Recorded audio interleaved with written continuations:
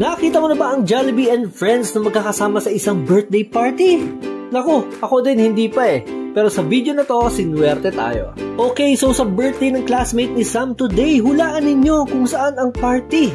Yes, tama, sa Jollibee. At parang lalagnatin yata ako dahil wala tayo sa McDo. Anyway, habang naghahantay kami ng parking dito sa Jollibee Congressional, no, napansin namin may mga malalaking tao dun sa balcony.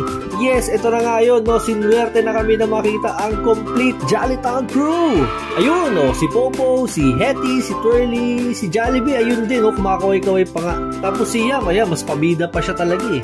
Bluey and Jollytown team pala yung birthday at umpisa pa lang, ang saya-saya na, no, kasi may bini yung tugtugan nila.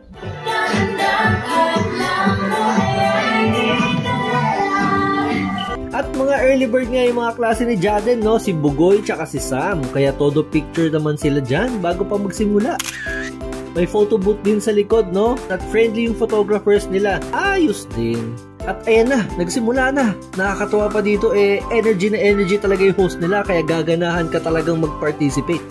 Jollibee for everyone, we're here at Jollibee Congressional as we celebrate Jason's birthday. Tapos hindi lang pala yung mga bata yung kasali sa palaro, no? Pati yung mga tatay na damay din. At yan, dahil mas bibo pa ang papi ninyo kaysa sa mga bata, pinalat pa tayong manalo ng Jolly Team Park Lunchbox.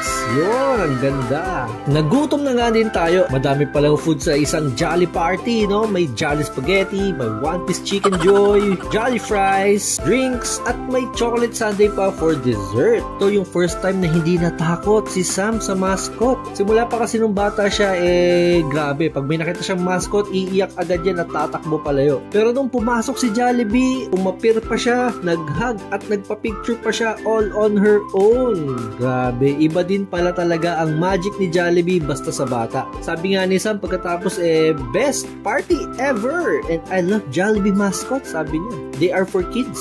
So, lesson learned guys, mas inviting talaga sa mga bata ang Jollibee, no? Hindi lang sa toys, kundi sa mga mascots at parties nila. After ng lahat ng kasiyahan, kinailangan ng umuwi ni Jollibee. Pero we are super happy to be invited dito sa 5th birthday ni baby boy Jaden.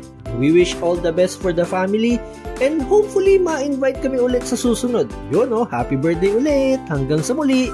Para papi!